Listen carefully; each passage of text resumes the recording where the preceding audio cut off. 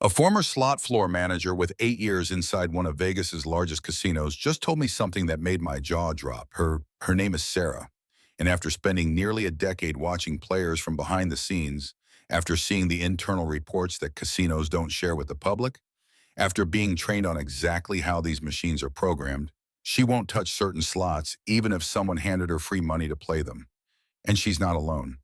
I spoke with 12 former casino employees over the past 3 months, from slot technicians to floor supervisors to cage managers, and they all independently named the same machines. These are people who know the math, who've seen the internal hold percentages, who've watched thousands of players cycle through.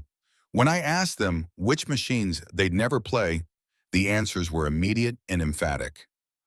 What you're about to hear could save you thousands of dollars. This is information that casinos train their employees not to discuss with players. We're covering 9 specific machines that insiders refuse to touch, and wait until you hear about machine number 7, where employees actually warn their own family members to stay away. Machine number 1, penny slots.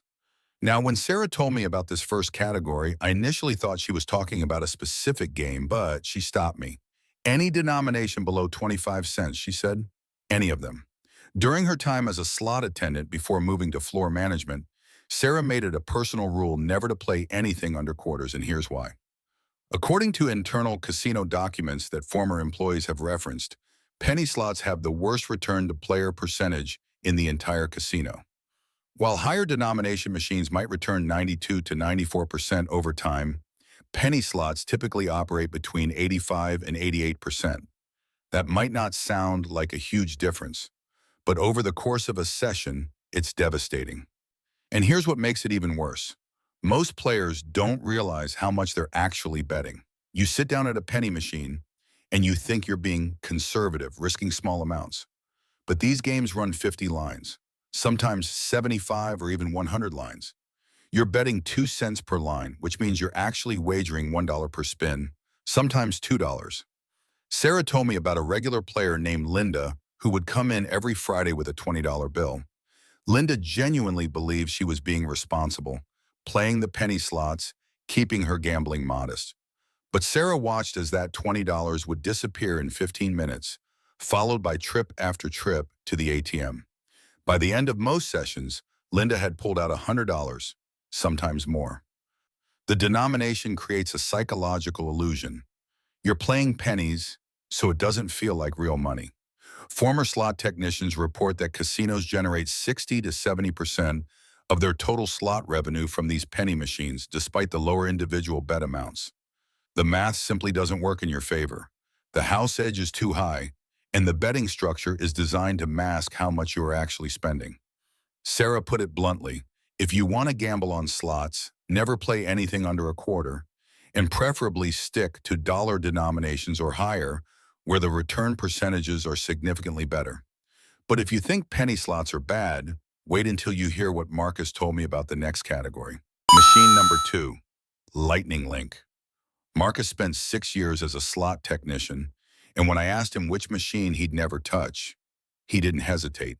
Any of the Lightning Link series, he said, or really any of those community-style progressive games where you've got 6 to 8 machines sitting in a pod with the big overhead progressive displays. Here's what Marcus explained about how these actually work. The base game on Lightning Link runs at approximately 86% return to player, according to former employees who've seen the internal specifications. The progressive jackpots, those tempting amounts climbing on the screens above the machines, they trigger roughly once every 400 to 600 spins across the entire pod collectively. Marcus told me that the real problem isn't even the math, though that's bad enough. It's what these machines do to player behavior.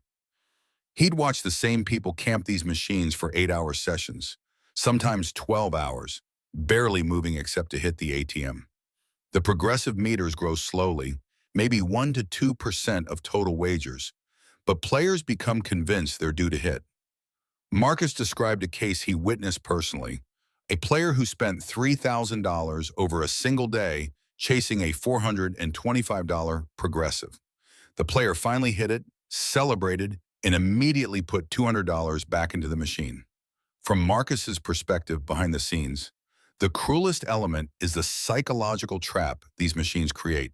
When you've been playing for hours and that progressive has climbed from $300 to $400, leaving feels like abandoning money that's rightfully yours. You've invested so much already. But here's what Marcus knew from the technical side. These machines are programmed with near-miss features that make it look like you almost triggered the bonus constantly. You'll see two hold and spin symbols, then watch the third reel deliberately slow down and stop one position away. It's completely legal and it's absolutely intentional. Marcus said he'd watch people literally fall asleep at these machines and keep playing. One hand on the spin button, eyes half closed. And speaking of machines that keep you trapped, before we continue with machine number 3, this information took months to gather from former BOEM employees who risked their industry relationships to talk. If you're finding this valuable, I'd really appreciate it if you'd subscribe and let me know in the comments. Have you ever camped a progressive machine and how much did you end up spending? Machine number 3, Buffalo Stampede and Buffalo Diamond. Jennifer worked as a cage supervisor before moving to floor management, and she spent 10 years inside the industry before finally walking away. When I asked her about machines she refuses to touch, she brought up the newer versions of the Buffalo series, specifically Buffalo Stampede and Buffalo Diamond. Now, if you've been in a casino in the last decade, you've probably seen the original Buffalo Gold machines. They're everywhere, and they build up this massive following of loyal players. That's exactly what makes these newer versions so problematic, according to Jennifer. These machines are specifically designed to exploit the nostalgia and trust that players have for the original Buffalo Gold. You see the familiar Buffalo symbols. You hear the similar sound effects. You remember that time you won $800 on the original version, and you sit down thinking you're playing essentially the same game. But Jennifer explained that the math is completely different. Buffalo Diamond operates at approximately 87 to 89% return to player based on what former technicians report, and the volatility is extreme. The free games bonus, that's the feature everyone's chasing, triggers roughly once every 200 spins. But here's what Jennifer saw from the internal side. 70% of those bonuses pay less than 20 times your bet. You'll spend 100 spins at $2 each trying to trigger the feature, finally get your free games, and walk away with a $30 win. Jennifer told me about a regular player named David who'd won $8,000 on the original Buffalo Gold during a good session about 3 years ago. David became convinced that Buffalo Diamond, with its supposedly improved features and newer technology, would be even better. Jennifer watched him over a 6-month period lose $22,000 chasing that same feeling, that same big win he'd had on the original game. The casino staff were actually trained, according to Jennifer, to point players toward Buffalo Diamond and Buffalo Stampede when they asked where the Buffalo machines were located. It was deliberate. Take that established trust in the Buffalo brand and transfer it to a game with worse math and higher volatility. What makes these machines particularly insidious from Jennifer's perspective is the retrigger programming. You'll be in the free games bonus, and you'll see those retrigger symbols land constantly, 2 Buffalo on the screen, sometimes 3, and the 4th reel will stop 1 position away. It creates this psychological sensation that you're always on the verge of a massive retrigger streak.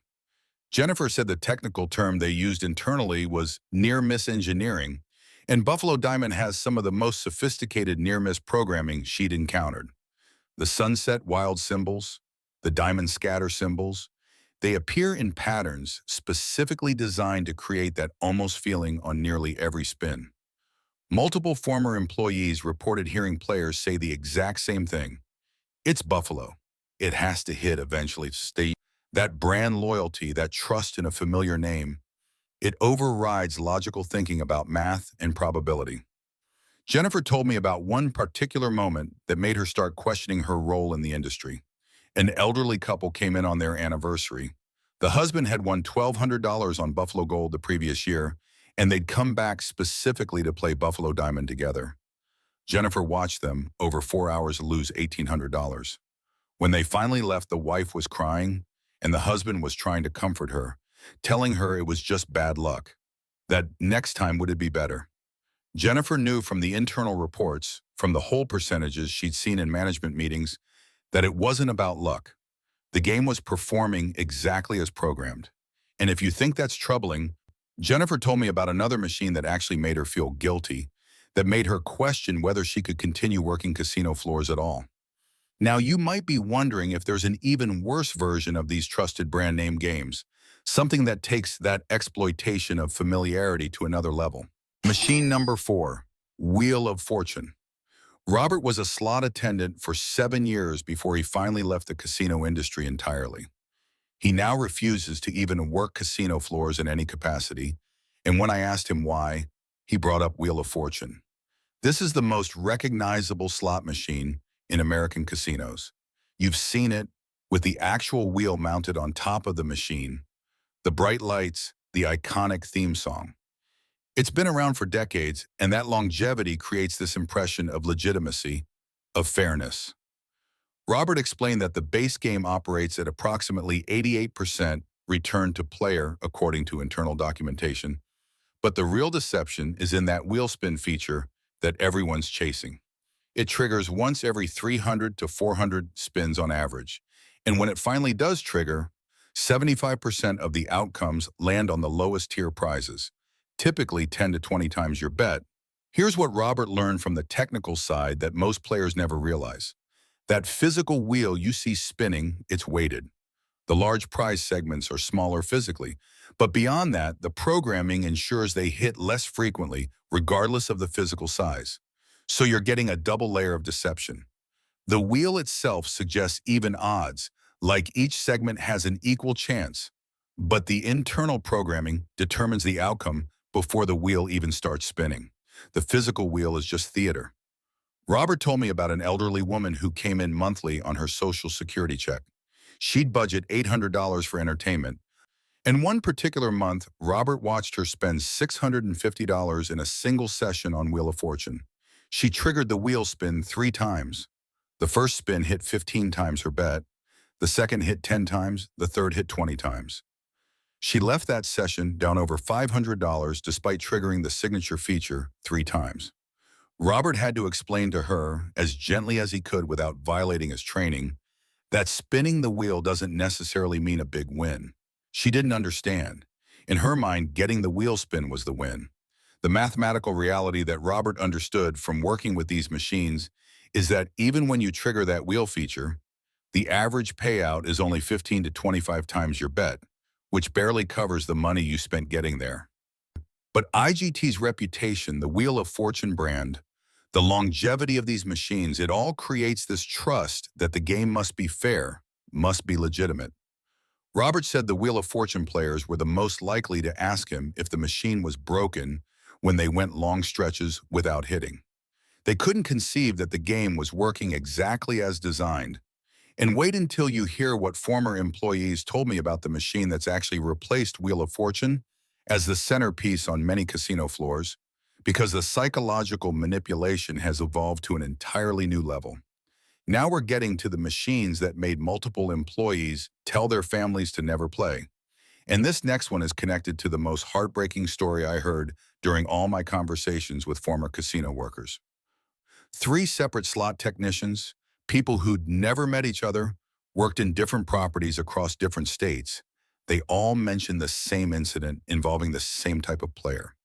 What happened with this particular machine actually changed how one supervisor viewed the entire industry, made her question every decision she'd made in her career. We'll get to that full story in just a moment, but first I need to explain why this category of slots is so dangerous. Machine number 5, Game of Thrones and The Walking Dead. These are what's called licensed theme slots, premium games based on major television franchises. Crystal was a slot floor supervisor for 9 years before she quit, and she told me that among casino employees, these machines had a specific nickname. They called them fan tax machines. Here's what Crystal explained about how these games actually work. When a slot manufacturer like Aristocrat or IGT licenses a major property like Game of Thrones, they're paying significant fees to the rights holders. Those licensing costs get built directly into the whole percentage. According to former technicians who've seen the programming specifications, Licensed theme games typically operate at an RTP 2 to 3 percentage points lower than equivalent non-licensed games. So a standard fantasy-themed slot might run at 90 to 92% return to player, but Game of Thrones runs at approximately 85 to 87%. That difference might sound small, but over a 4-hour session, it's the difference between losing $200 and losing $350. What makes these machines particularly problematic from Crystal's perspective is the multi-layered deception. The premium theme creates an expectation of premium payouts. Fans of these shows, people who've invested hours watching every episode, who know every character, who own the merchandise, they sit down at these machines with an inherent trust. They think quality extends from the show to the game, but it doesn't. Crystal told me they'd watch Walking Dead fans in particular, people wearing show merchandise, people who'd clearly traveled specifically to play this machine, and these players would pour money in just to see the zombie bonus rounds. The bonus rounds themselves are designed for entertainment length rather than payout value. You'll trigger the walker attack feature, and you'll get this elaborate animated sequence that lasts 90 seconds. And at the end, you've won 12 times your bet. You feel entertained, you feel like you got value, but you just spent 160 spins at $1.50 each to get there. The math doesn't work, but the entertainment masks the loss. Crystal said this was the machine where she started feeling genuine guilt about her job. Former employees report that the bonus complexity is intentional. Game of Thrones has the Iron Throne feature, the free spins feature, the Baratheon spins, the Lannister spins. Multiple bonus types create this illusion of frequent wins, of the game being generous. But each bonus type has its own terrible math. You're not winning more often, you're just losing through more elaborately disguised mechanisms. And here's the story that Crystal told me, the one that made her question every moment. There was a regular player named Michael, a massive Game of Thrones fan. Crystal saw him come in one Saturday afternoon with $4,500 in cash. He told another player it was his tax return, that he'd been saving this session for months, that he was going to finally play his show properly. Crystal watched him for 6 hours. He triggered multiple bonuses, all the different types, saw all the elaborate animations. He was smiling, taking photos of bonus screens, completely engaged. When he finally left, he stopped by Crystal's station and actually thanked her for a fun day. Crystal checked the machine after he'd gone. He'd left with $380. He'd lost $4,100, but because the experience had been entertaining, because the bonuses had been frequent enough, because the theme had been immersive, he genuinely didn't realize he'd been devastated. Crystal told me that was her breaking point. The moment when she understood that these machines aren't designed to let you know you're losing. They're designed to make the loss feel like entertainment, like you got your money's worth even as your bankroll disappears. But Crystal told me about an even worse psychological trick, a mechanism that's so subtle most players never consciously notice it, but it keeps them playing longer than any progressive jackpot or elaborate bonus round ever could. Machine number 6, China Shores and Lotus Land. These are Konami's action-stacked symbol games, and Ramon was a slot technician for 5 years who specialized in servicing Konami machines. He knew these games inside and out, understood exactly how they were programmed, and he told me these were the machines he'd never touch even if someone paid him. The signature feature is the mystery stack symbols. You'll be playing and suddenly entire reels fill with matching symbols, and it looks like a massive win is about to land. Your heart rate jumps, you lean forward. This is it. Then the symbols reveal, and they're 2-time symbols. Low value, and they're not even on winning pay lines. According to Ramon, here's what's actually happening on the technical side. Those stack positions are predetermined by the random number generator in milliseconds, but the visual reveal animation takes 3 to 4 seconds. That animation is pure theater. The outcome was decided before you even see the first symbol flip, but that delay creates this extraordinary psychological effect. Ramon called it the highest one more spin rate he'd ever observed. Players feel like they almost won big on nearly every spin. China Shores operates at about 86 to 88% in return to player based on what former technicians report. And the bonus feature triggers once every 180 to 220 spins. But 60% of those bonuses pay under 15 times your bet. Ramon documented a case personally where he watched a woman play China Shores for 5 consecutive hours. She triggered 14 separate bonuses. She still left down $740. What made Ramon feel worst about these machines was watching the players' faces. You'd see them light up when the reels started stacking, this genuine excitement and anticipation, and then you'd watch that excitement crash when low-value symbols appeared on non-winning lines. It happened every few spins. The emotional roller coaster was constant, and Ramon knew from the programming side that this was engineered.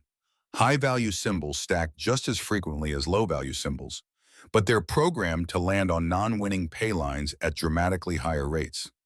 Ramon told me he knew exactly how these machines worked, understood every element of the programming, and even with that knowledge, even watching the games from the technical side, the stacked reels still looked like wins were coming. That visual deception worked even on him. The terminology action stacked isn't casino marketing speak, it's actual industry terminology for engineered near-miss programming.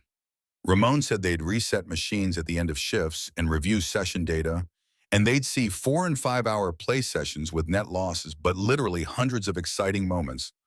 Hundreds of times the player felt close to something big. Now we're getting to the final 3 machines, and these are the ones where employees didn't just refuse to play by themselves. They actively warned people they cared about to stay away. Machine number 7, Dragon Link and Dragon Cash. 4 different floor managers, people who'd never worked together, never even met, independently named this exact machine when I asked them which slots they'd tell people to avoid. That kind of consensus from industry insiders tells you everything you need to know. Dragon Link and its variants represent what multiple employees called the worst of the progressive systems, and the psychological mechanisms built into these games go beyond anything we've discussed so far. The base game operates at approximately 85 to 87% return to player, according to former technicians, which puts it among the lowest in the casino. The hold and spin bonus that everyone's chasing triggers roughly once every 250 to 300 spins. But here's where the deception becomes truly sophisticated. Those progressive orbs, the ones that can award the mini, minor, major, or grand jackpots, they appear frequently enough to maintain constant hope. You'll see them land every 40 to 50 spins, and about 85% of the time you'll collect 3 to 5 orbs, win somewhere between 8 and 15 times your bet, and feel like you're building towards something bigger. Former employees report that players genuinely believe they're close to hitting the grand jackpot because they're seeing these orbs so regularly. But the mathematical reality is brutal. The grand jackpot triggers approximately once every 15,000 to 20,000 spins per individual machine. You're not close. You're not building toward anything. Those small orb collections are just draining your bankroll while maintaining the illusion of progress. Thomas was a slot technician for 8 years, and he told me a story that perfectly captures why employees fear this machine. His mother came to visit him in Vegas for her birthday, wanted to see where he worked, and wanted to try the casino. Thomas took her to lunch, and when they got back to the floor, he found her sitting at Dragon Link.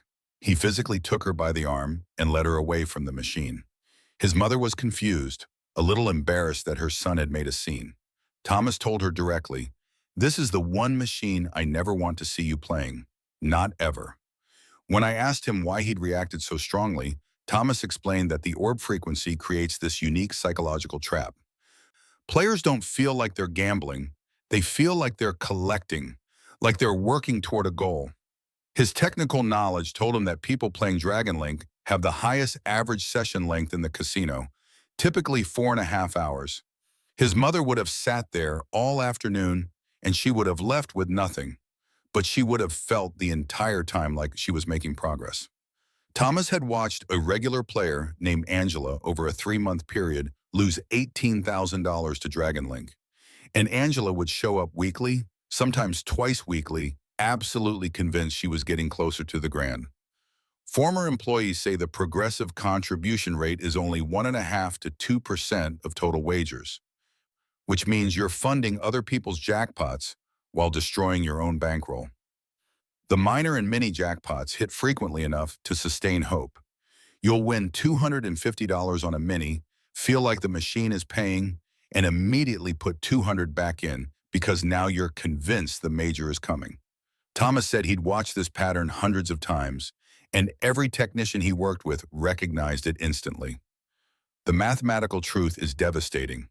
Even when you hit a progressive, you've typically spent more reaching it than the progressive pays. And if Dragon Link made employees physically remove family members from machines, the next one made them question whether they could ethically continue working in the industry at all.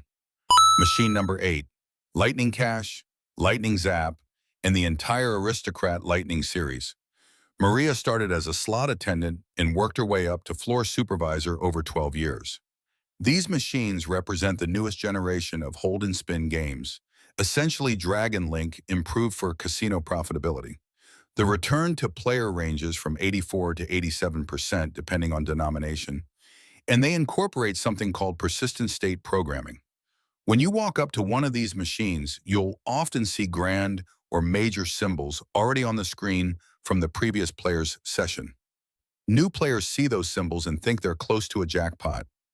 Maria explained that those symbols aren't yours. They're remnants from someone else's bonus round. But the programming deliberately leaves them visible because it creates false proximity. Players don't realize this. Maria would watch people sit down, see 2 or 3 grand symbols on screen, and immediately start betting maximum. The persistent symbols are calculated into the overall return to player percentage, which means their presence actually correlates with worse odds. But psychologically, they create the opposite impression. Maria told me about the moment she knew she couldn't keep doing her job. An elderly man, clearly on a fixed income based on how carefully he counted his money, sat down at Lightning Cash. There were 3 grand symbols visible on the screen. Maria watched him spend $940 in 45 minutes. He triggered the hold and spin feature twice during that time and won a combined $87 from both bonuses.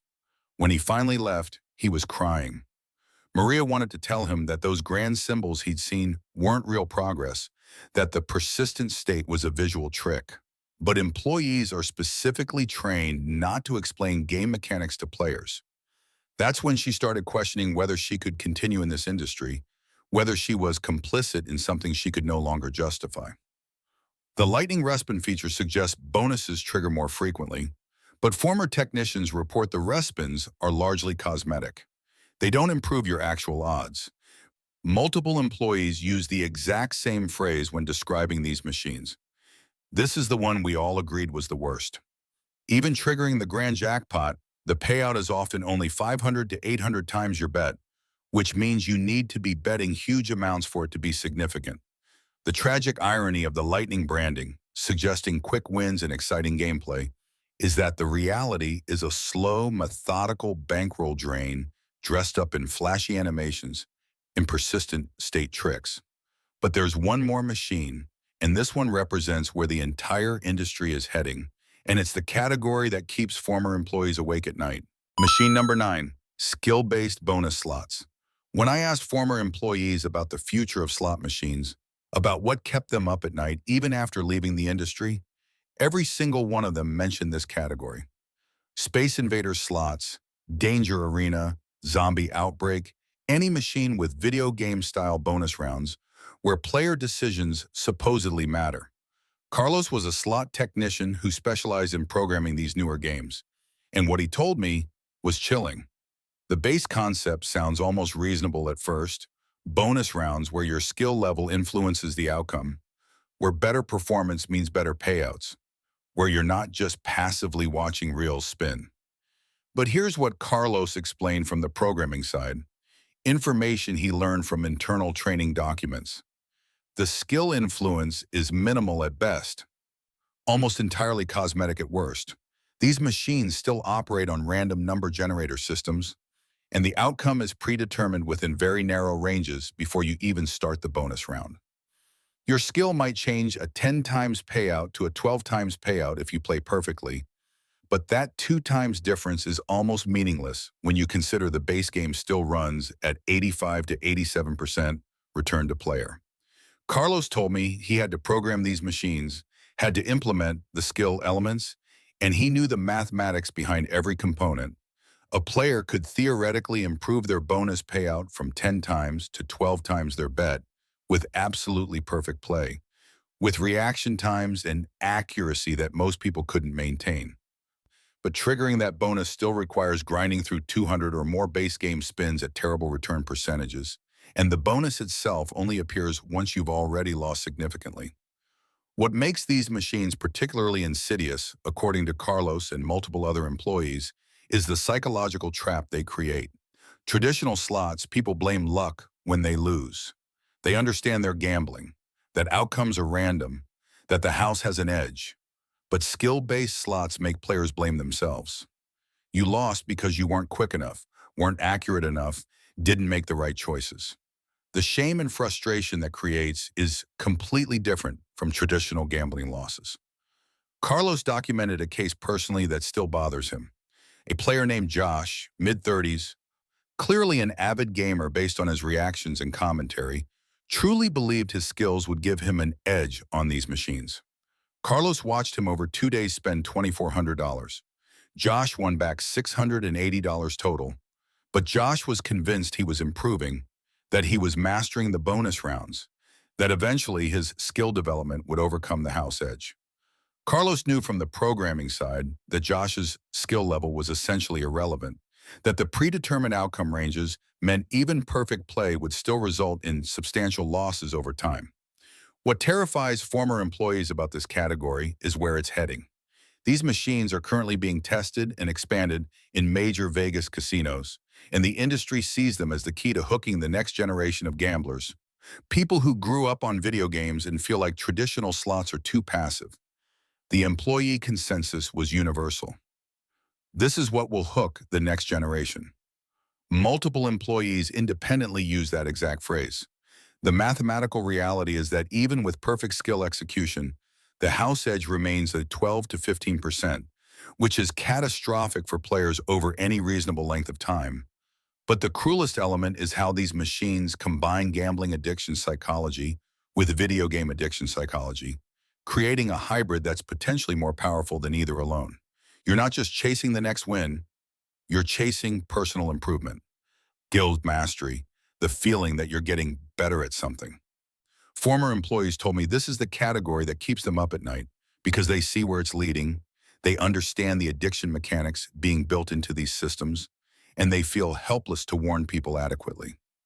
But these 9 specific machines, as devastating as each one is individually, they actually represent something larger, a pattern that becomes clear when you step back and look at the entire industry evolution. After years working inside casinos, former employees recognize a deliberate design philosophy that's been developing across decades. The evolution of slot psychology moved from mechanical deception in the 1990s with weighted reels and physical manipulation to digital deception in the 2000s with near-miss programming and virtual reel mapping, to psychological deception in the 2010s with progressive systems and community games. And now in the 2020s, we're seeing cognitive deception with skill-based illusions and persistent state mechanics.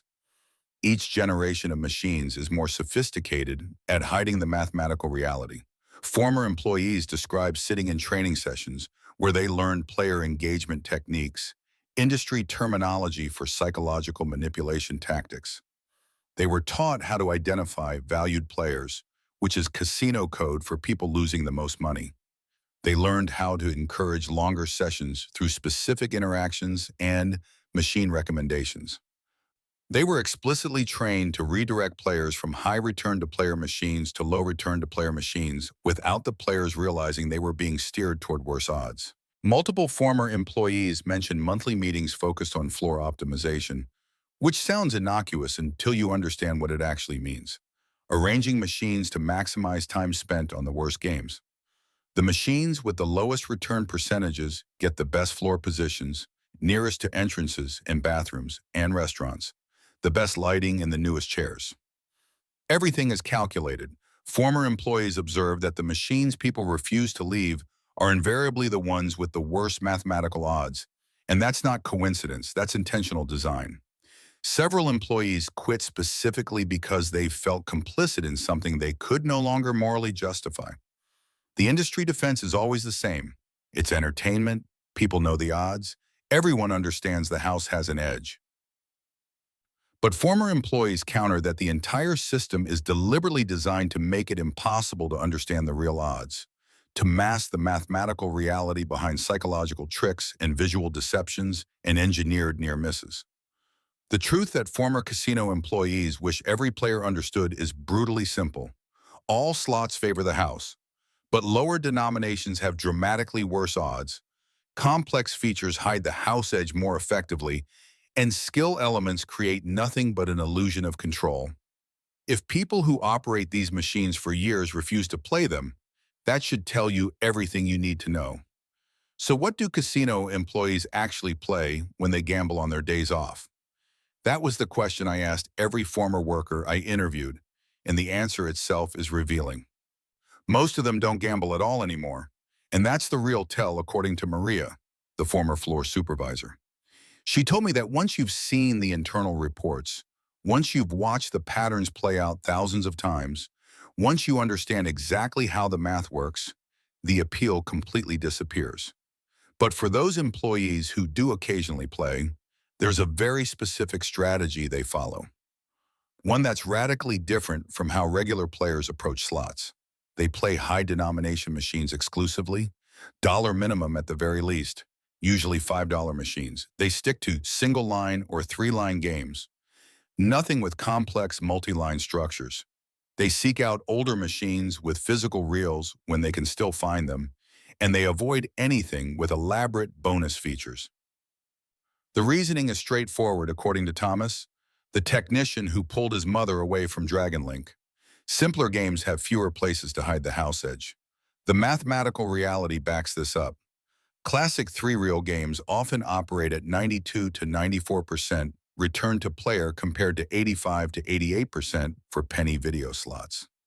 Employees knew exactly which machines had the best math because they'd seen the internal documentation. The specific games that multiple employees mentioned were telling. Double Diamond when they could find it, Triple Red Hot 777, and the classic mechanical Wheel of Fortune, not the video versions we discussed earlier. The key difference is transparency. With simple games, you know exactly what you're getting. You can see the pay table clearly. You understand the odds at a glance. Carlos said that with 3 symbols and 1 pay line, there's nowhere for the casino to hide deception. But beyond the machine choice, the session structure that employees follow is even more revealing. They play fast sessions, 30 to 45 minutes maximum, with strict loss limits set at 20 to 30% of their buy-in, and then they leave regardless of whether they're winning or losing. The discipline required to walk away is something employees can maintain because they've seen what happens when you don't. They've watched thousands of players ignore every warning sign, chase every loss, believe every near miss meant something. Sarah, the former floor manager, told me that employees treat gambling like buying a movie ticket. You're paying for time and entertainment, not expecting profit.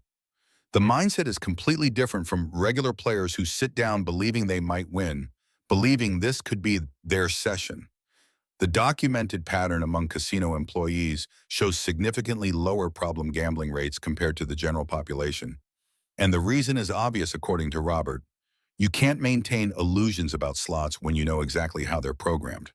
Everything former employees described about the 9 machines we covered is specifically designed to prevent the kind of disciplined play that employees practice. The games work to eliminate your awareness of time, to disguise your actual spending, to create false hope through engineered near misses, to make you believe you're closer to winning than you actually are. What employees never do is equally instructive. They never chase losses, never play progressive machines, never believe in hot or do machines, never stay longer than 1 hour, and never play anything they personally service or maintain. Jennifer told me that last rule was almost universal among technicians. Once you've opened the machine and seen the circuit boards, once you've run diagnostics and reviewed the whole percentages, once you've reset the system and watched it calculate outcomes, you can never unsee that knowledge. The final truth that every employee emphasized is mathematical and absolute. The house always wins over time, always without exception. So why did these employees agree to speak with me? To share information that could potentially damage an industry they spent years working in. The motivation is surprisingly consistent across everyone I interviewed. They're not trying to destroy the casino business. They don't want to eliminate gambling. They're not claiming moral superiority. They just think players deserve to know what they know. The guilt factor came up repeatedly. After years of watching elderly people gamble away Social Security checks, after seeing young parents neglect their children to play one more spin, after observing people clearly chasing losses they couldn't afford, employees reach a breaking point. Crystal said you either become numb to it or it destroys you, and she wasn't willing to become numb. The regulatory frustration is real too. Everything described in the previous 9 machines is completely legal, documented, and approved by gaming commissions. But legal and ethical aren't the same thing according to multiple former workers. They spoke anonymously because the casino industry blacklists whistleblowers, making it impossible to work anywhere in gaming if you're known for talking to the media or researchers. But the hope, as Maria put it, is that if even one person makes better decisions because of this information, the risk was worth it. The employee consensus is that they're not anti-gambling, they're anti-deception. Ramon made the distinction clearly. Table games show you the odds right on the felt. You can calculate the house edge yourself with basic math. You know exactly what you're up against. Slots hide everything behind proprietary algorithms and complex features and visual tricks. Know what you're really playing. That was the final advice from nearly every employee. So let's recap the 9 machines that insiders refuse to touch. Penny slots with their terrible return percentages and deceptive betting structures. Lightning Link and community progressives that trap you for hours. Buffalo variants that exploit brand trust. Wheel of Fortune with its theatrical but weighted bonus wheel. Licensed themes like Game of Thrones that charge a fan tax. Action-stacked games like China Shores with engineered near misses. Dragon Link with its psychologically sophisticated orb collection system. The Lightning series with persistent state deception. And skill-based slots that represent the industry's future. What they all have in common is complex features that hide poor return to player percentages, psychological hooks designed to extend playtime, and mathematical realities that heavily favor the house. Former employees won't touch these machines even with free money, and that should tell you everything. You now know what insiders know, information that took months to gather and verify. If you choose to gamble, at least gamble informally. Set limits before you start. Understand the real cost of entertainment. Treat losses as the price of the experience. These machines are designed with one purpose: to take your money as efficiently as possible while making the process feel engaging. The only winning move is awareness. If this information changed how you think about slots, subscribe and share this with anyone you know who gambles, because they need to hear it too. Let me know in the comments which machine shocked you most, whether this will change your approach. Casino employees revealed the truth about what happens behind those flashing lights and spinning reels. What you do with that knowledge is your choice now. Just remember, if the people who program these machines, who service them daily, who watch them operate for years, refuse to play them, maybe you shouldn't either.